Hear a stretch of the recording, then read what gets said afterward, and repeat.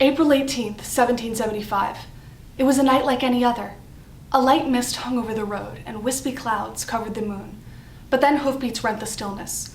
Paul Revere and William Dawes tore out of Boston, on the road to Lexington and Concord. They rode to warn the garrison there. The redcoats were coming. On April 19th, Patriots' Day, we celebrated the 246th anniversary of that fateful night when the efforts of a ragtag band of farmers put the formidable British Army in a rout. What most people don't realize is that without one exceptional man, the heroics at Lexington Green may never have occurred. On the Sunday prior, a pastor named Jonas Clark urged his congregation to fight for liberty and stand against those who would take their rights and property from them. He did not merely preach, but practiced what he professed. Pastor Clark harbored Samuel Adams and John Hancock within his own home. His congregation went on to defend their garrison bravely and win the first battle of the fledgling American Revolution. The American clergy played a vital role in the American Revolution and the birth of our nation, and their support is critical to its perpetuation. But what do we mean by the American Revolution? Do we mean the American War? The Revolution was effected before the war commenced. The Revolution was in the minds and hearts of the people, a change in their religious sentiments, of their duties and obligations. This radical change in the principles, opinions, sentiments, and affections of the people was the real American Revolution. These words by John Adams reflect his perception of the American Revolution, a lens which remains in clear focus today. This change that Adams describes would have been impossible without the support and unwavering loyalty of American pastors. They played an integral role in the formation of the American people's mindset about their God-given rights of life, liberty, and property.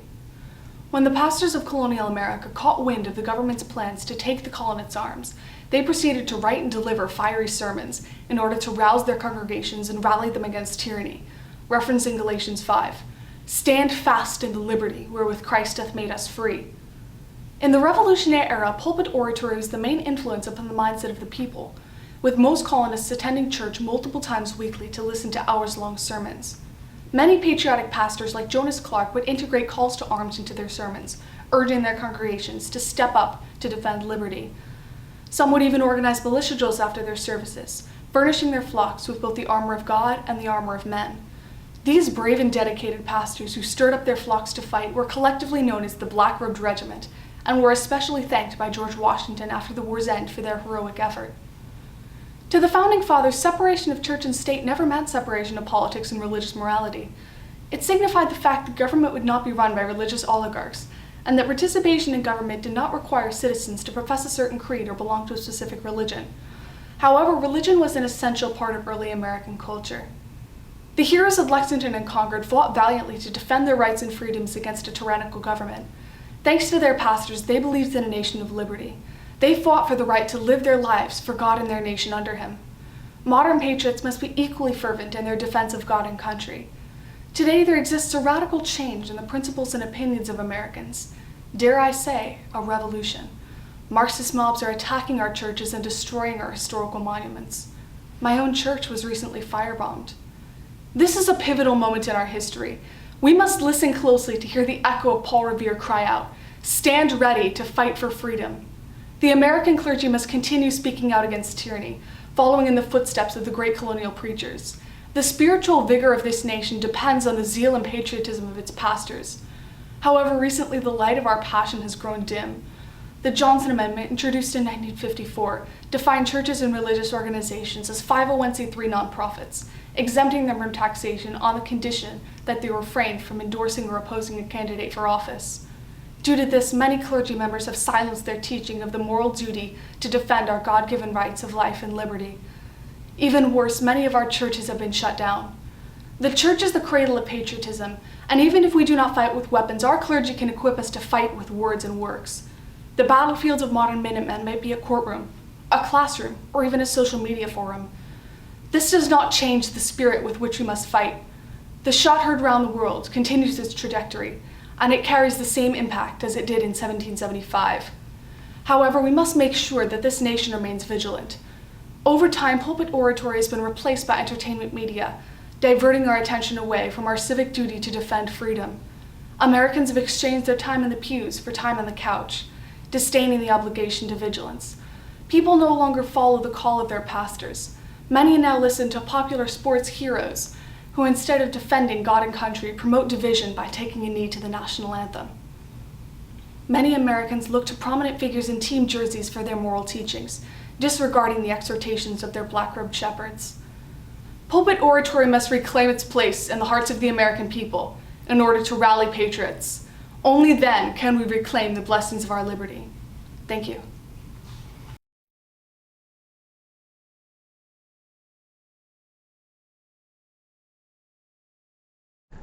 Who are those who change history?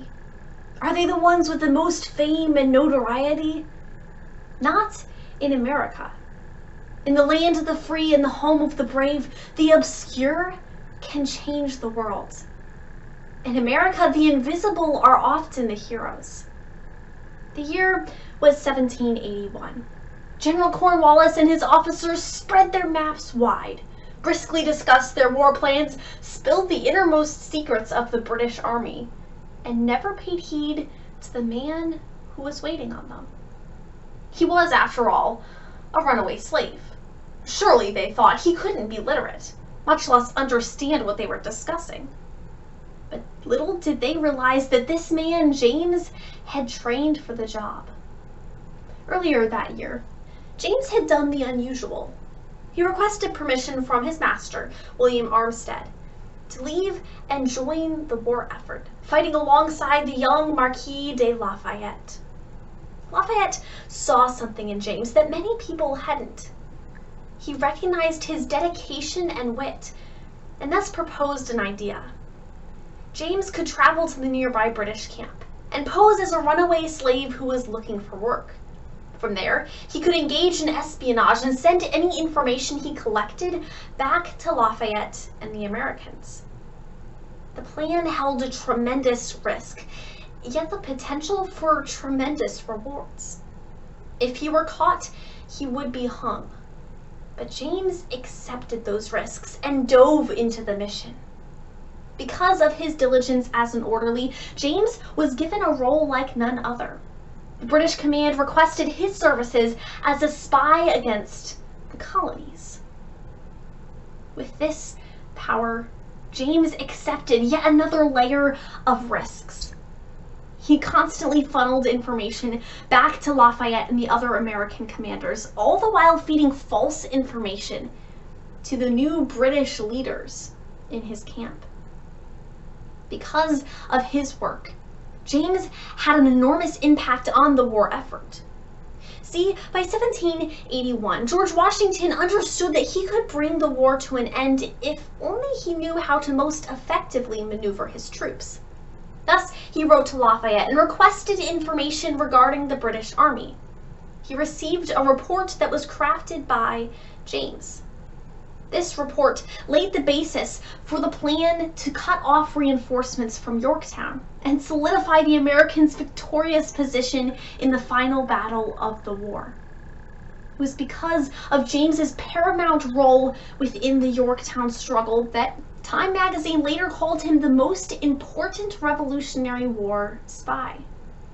Years passed, and James finally received his freedom. He began a family, even a farm, and legally changed his name to James Lafayette in honor of his friend. And we won't often find the name of James Lafayette in history books. Yet his obscurity doesn't change the impact he left. The year 1824 rolled around, and the Americans received a welcomed surprise. Shouts filled the streets, and crowds gathered as Lafayette was welcomed home to the Americas for the first time.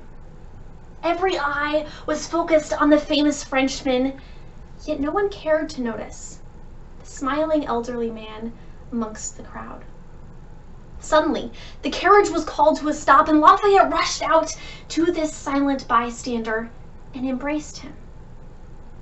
James might not have been known by those around him. He may have seemed invisible, yet to the one who recognized what he had done, no one was more worthy of respect. If it weren't for James's efforts, the war might never have been won. America might never be what it is if it weren't for him, a hidden hero. Today, in our culture, we are told that it is simply the most glamorous who make a difference. Our culture ignores the simple. Yet we must, like Lafayette, recognize the best in others, not seeing past them simply because they're simple. We can't be like the British and ignore the best in others. Let us look for the hidden heroes. The mother, who wipes the tears from her child's eyes, quietly teaching him courage. The teacher, who stays up late grading papers, struggling to instill a love of history in his students. The nurse, working double shifts to care for her children and those in need. These are the hidden heroes of today. Let us remember that our history is shaped through the dedicated actions of the hidden heroes like James Lafayette. So let us look to those around us and see the best in others, because we know that even the most obscure can change the world.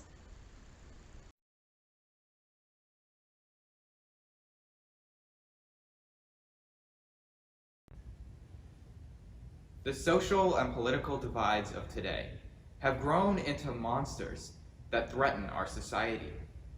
Protests devolve into riots, and a dangerously destructive disdain between fellow citizens only seems to grow stronger. And yet, our elected politicians bicker and fight and do nothing that successfully quells the flames. When will things get better? How do we, as a nation, unite as one instead of fighting as enemies? Well, I propose the answer lies in a man who should be familiar to us all, the founder who virtually every patriot could unite behind. Of course, I'm speaking of the father of America, George Washington. You see, though we all know who he is, I believe it's his spirit that we must rediscover if America is to unite and move forward as the greatest country on earth. So today, we'll be opening up the history books and taking a look at examples where Washington's leadership qualities shine brilliantly. Let's begin on August 27, 1776, at the first major battle of the war, the Battle of Long Island. One of Washington's leadership qualities was his selfless patriotism, and it was certainly on full display in this crushing defeat. British General William Howe had split his forces, sending 10,000 troops in an attack from the opposite direction expected by Washington and his generals. While the British only suffered around 400 casualties, the Continentals lost a devastating 2,000 men. General Howe now had the remaining Americans pinned and was positioning to finish them off. That night, with no other plausible option, Washington devised a desperate plan to evacuate his entire army, including horses and cannons, across the East River to Manhattan using small ferry boats. If this unlikely escape plan failed, our nation's bid for independence would end. That morning, as the sun began to rise, almost half of the army still waited their turn. Providentially, a very thick morning fog blocked the British from seeing what the Americans were doing. It was an incredibly dangerous and daring escape, and yet, Washington flat out refused to board all but the last boat across, ensuring that his men would make it to safety even if he did not. It's not hard to see why they had such respect and admiration for him, and were willing to endure so much under his command. His love for his country and commitment to its service were so great that his own personal interests consistently took a back seat. Let's now turn to another example that shows more of Washington's key leadership attributes, his humility and his willingness to work with others. As Washington struggled to hold together his demoralized and disorganized troops during a brutal winter in Valley Forge in 1778, he realized that he has not been able to create a well-trained military force that can stand against the British.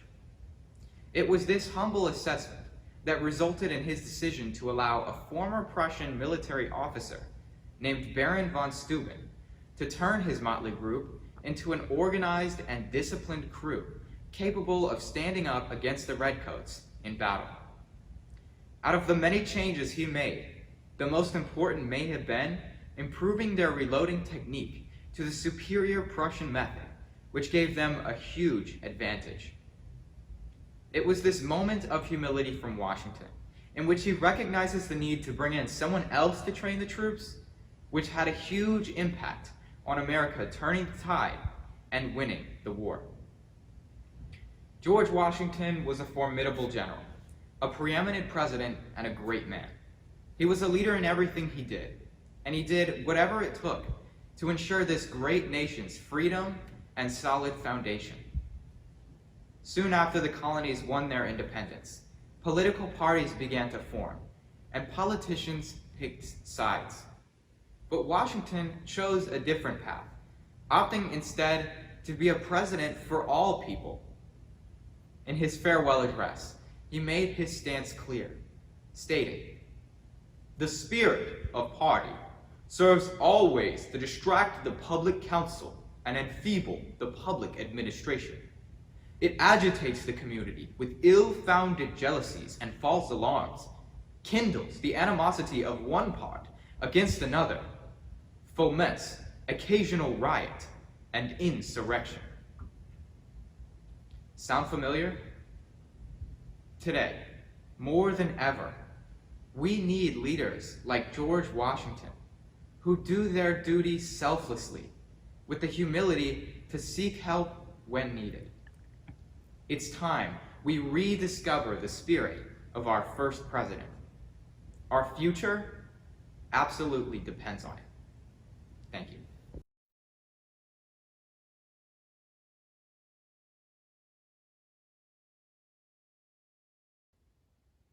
Ladies and gentlemen, I ask you, what does it mean to be American? What distinctive value makes our national character so unlike any other?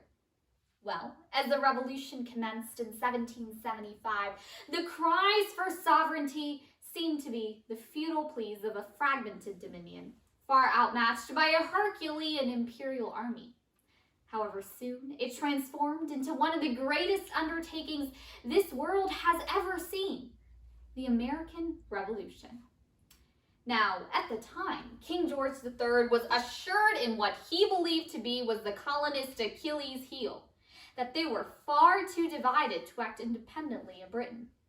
Even Englishman Andrew Burnaby acknowledged that although the colonists were great republicans, unity was simply impossible, stating that "for fire and water are not more heterogeneous than the different colonies."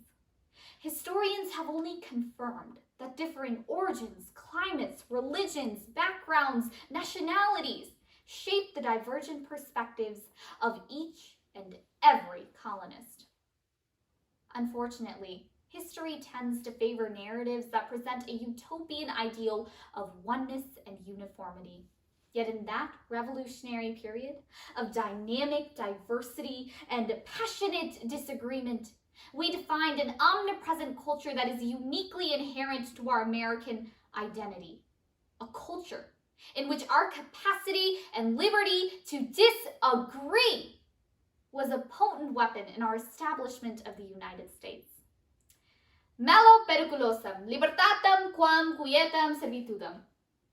This Thomas Jefferson wrote to James Madison, meaning, "I prefer the tumult of liberty to the quiet of servitude," relating to a salient misconception about unity, analogizing quietude to progress.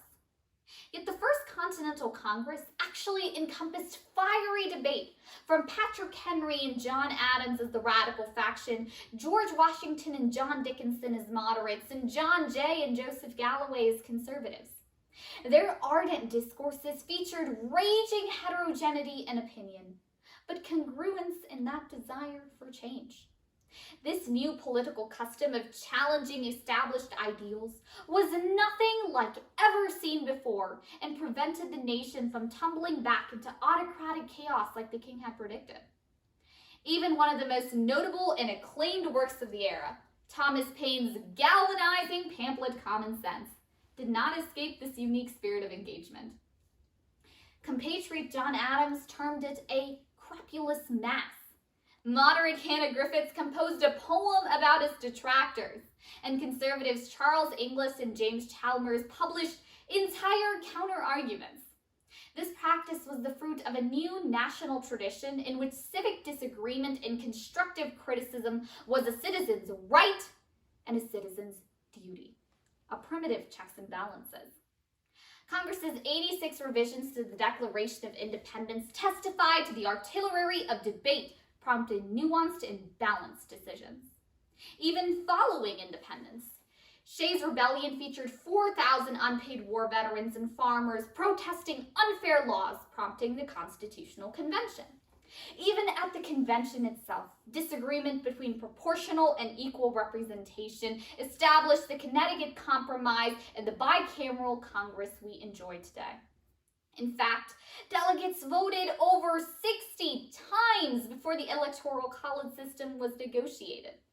Ultimately, from the Continental Congress to Common Sense, from the Declaration of Independence to Shays' Rebellion, the Founding Fathers were able to harness colonial disagreement as a potent weapon to defeat an immense imperial superpower and write the longest surviving codified constitution in the world. Thomas Jefferson wrote that the tree of liberty must be refreshed with dissent and discourse. It's natural manure. Well, in that case, America, it is time for some manure. In the past few years of health crises, social injustice, and political mayhem, growing hostility has emphasized the need to look back at our revolutionary history and realize that disagreement does not have to be divisive. The Pew Research Center reported that solely political ideology accounts for 93% of congressional voting. It is time to stop allowing dissent to promote political polarization, but rather bipartisanship and constructive compromise within and beyond the halls of Congress. Ladies and gentlemen, I ask you yet again, what does it mean to be American? We are not American because we live in America. We are American because America lives in us. And so as we recover from a global pandemic in a new era of media, technology, and countless anti-democratic forces, it lies in the hands of us citizens to optimize our unique culture of civil discourse that our founders endowed us with. Our right to disagree is an unparalleled weapon, and we must wield it to shape our nation's future with precision, balance, and unity in disagreement. The integrity of our American democracy will depend on it.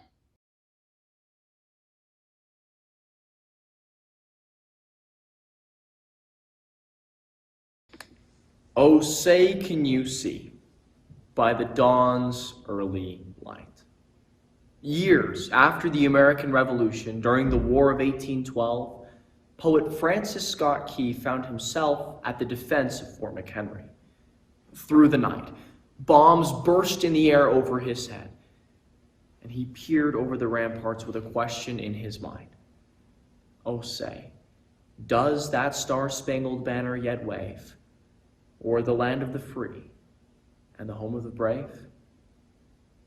Here we are, over 200 years later, and many Americans are still asking themselves that same question.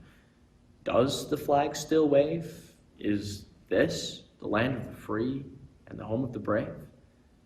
In fact, in April of 2019, Pew Research found something interesting, that public trust in government had plummeted and settled at a historic low of only 17%, meaning that only 17% of Americans can trust the government in Washington to do what is right just about always or even most of the time. You can also take the example of what happened during our 2020 presidential election, when South Carolina realtor Jeff Cook put up a billboard. It was captioned, "Moving to Canada? We can sell your home."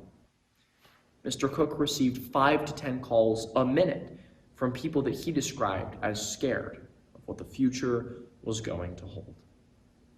In a political climate, sometimes reminiscent of the bombs bursting in air that Francis Scott Key experienced, I understand being concerned about the trajectory of this nation. However, we must not lose faith, because our nation's history can teach us the lessons and give us the hope that we need.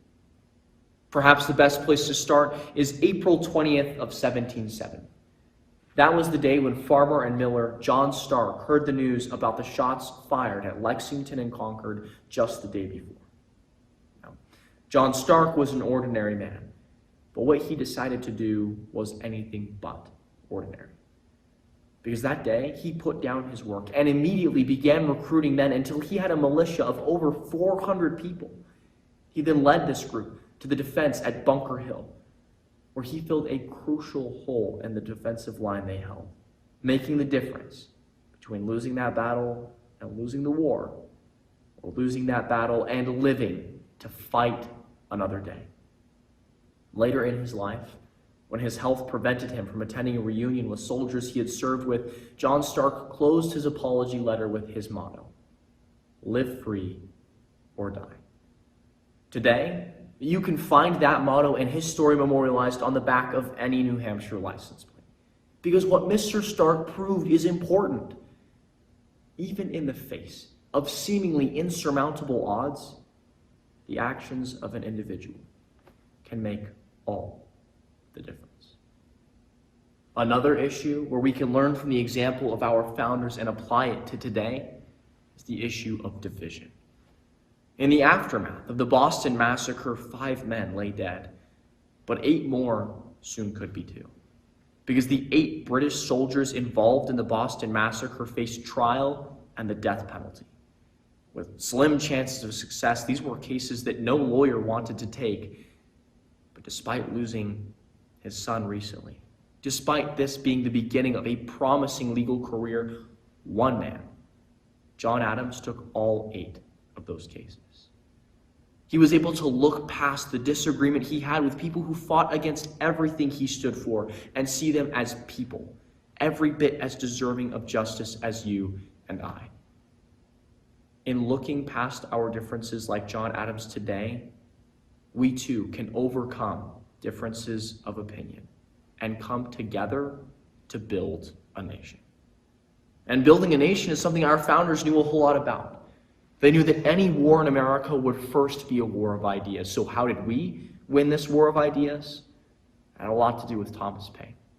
After moving here from England, he wrote his pamphlet, Common Sense, that remains one of America's best-selling books for selling 500,000 copies to a population of 3 million. It was his ideas and contribution to the intellectual war that was going on that enabled us to win the war with England. It is often said that we must learn our history or be doomed to repeat it. But I think we must learn our history or we will not be so blessed as to repeat it. Because the American story, since its inception, has been one of triumph. So today, we would do well to remember our history. We would do well to be hopeful in this country because that flag does still wave. This is the land of the free because of the brave. Thank you.